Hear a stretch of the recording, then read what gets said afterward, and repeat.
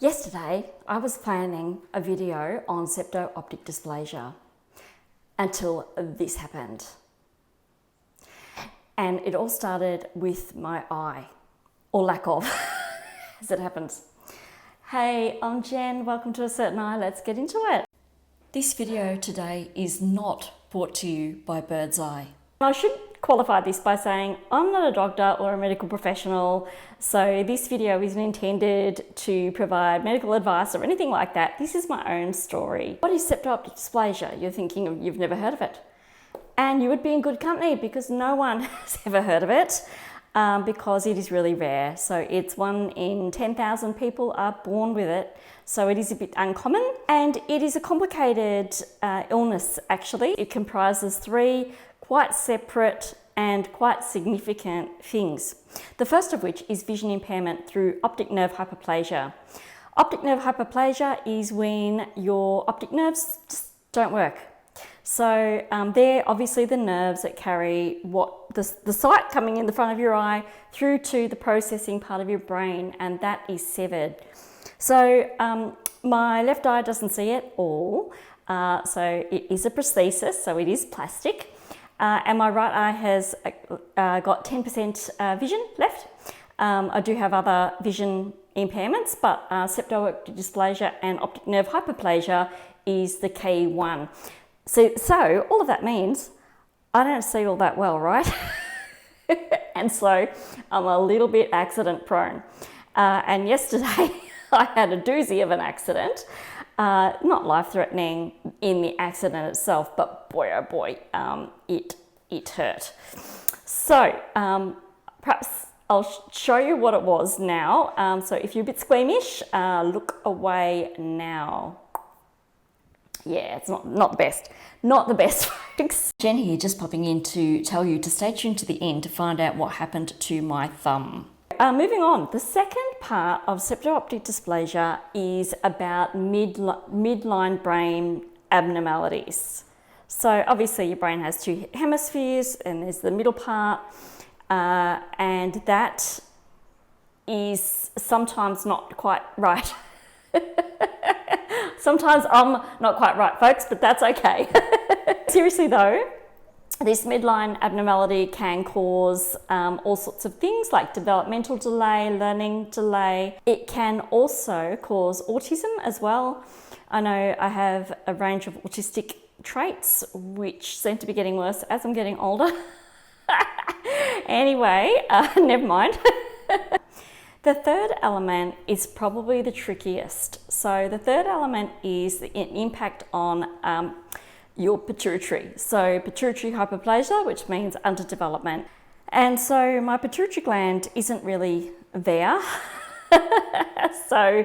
And your pituitary gland is like the master conductor of a symphony of glands in your endocrine system, right? So that basically controls nearly everything in your body.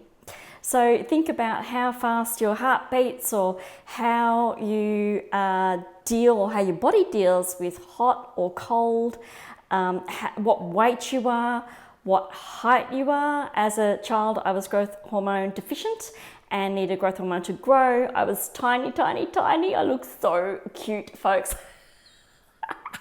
I've lost all that now. I had to have growth hormone to make me grow, and I am now at a lofty 5'2", thank you. I'm still on growth hormone now. It doesn't, you need it forever, like till you die. You need growth hormone, so it's not something that you can stop once you are, fully grown. It has other uses such as helping keeping your sugar stable. So without growth hormone, I always get hypoglycemic. I take, a range of hormones, so thyroxine, growth hormone, and something very important that is life-saving is cortisone. Your adrenal glands make adrenaline or cortisone that helps you to navigate stress. And if you're in a stressful environment, your body normally puts out more cortisone. In my situation, I don't have a body that will do that. So I am reliant on tablets. So I have a maintenance level of cortisone that I take every day, a couple of times a day. That's a base. However, if anything occurs, such as accident, illness, and so on, or anxiety or stress over a certain situation, like, for example, going to the dentist, I find that a bit stressful. Always have to increase my cortisone to make sure that that can adequately deal with the stress of the dentist and any local anesthetics as well, because can I just say I go into a coma if I have anesthetic without the cortisone. So it's complicated, folks. Like, I'll make another video on it.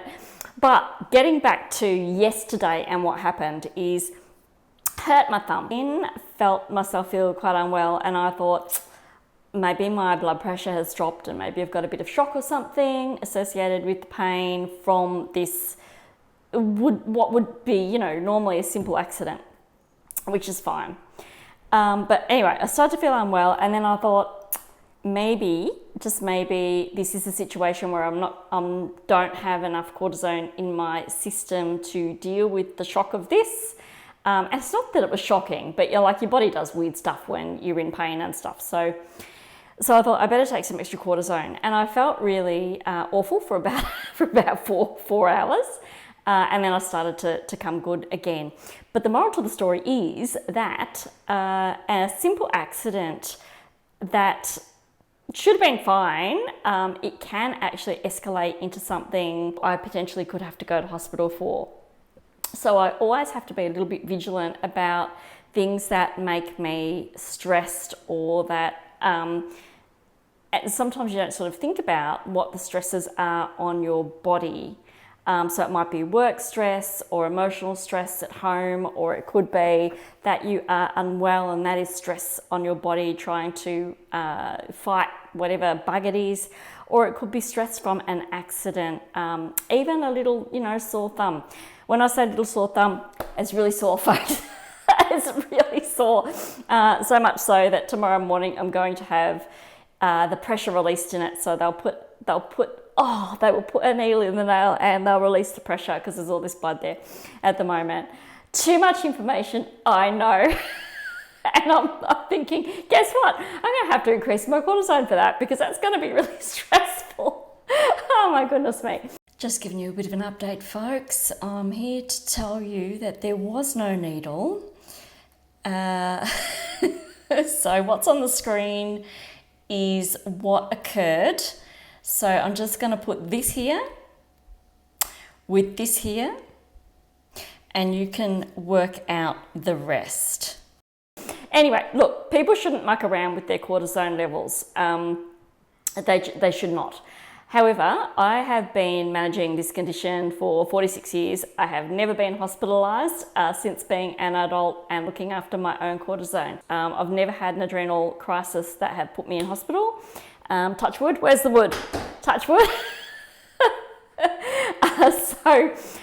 So you just need to be vigilant. So back to the initial premise, is my eye out to get me? Probably. No, it's not. It's just I'm a bit accident prone. I just need to be careful. And if I'm careful, then I'm okay. That's the be all and end all. Thank you so much for watching. If you like this video, please click the like or click subscribe. Really appreciate it. I'll see you soon. Bye.